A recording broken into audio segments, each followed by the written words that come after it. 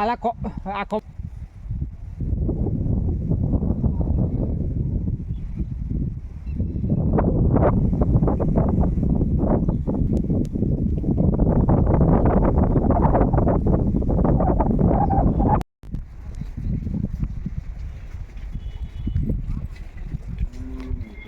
గిరిజన సంప్రదాయ పండుగ దీన్ని మేము జొల్లా పండుగ అంటాము. ప్రతి రైతు కూడా తన పొలంలో సీతపండుగ అంటారు యాక్చువల్గా. ప్రతి రైతు కూడా ఇది ఒక నారు ఉడుపు అన్నీ అయిపోయిన తర్వాత నాట్లన్నీ అయిపోయిన తర్వాత ఇది వేస్తాం అనమాట. మనకి చీడ పురుగుల నుంచి నివారణ కోసం చేస్తాం అన్నమాట. ప్రతి పూర్వకాలం నుంచి కూడా ఇది వస్తుంది అన్నమాట పండుగ.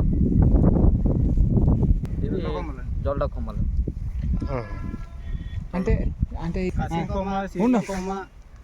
నువ్వు కాలం నీ తలా చెప్తూ కానీ ఒక కొమ్మ, మళ్ళీ తర్వాత సీతకొమ్మ, సీడి కొమ్మ, దొల్ల కొమ్మలు ఇవన్నీ నార్మల్గా వేస్తాము. అలాగే చీపురు కొమ్మలు కూడా వేస్తాము.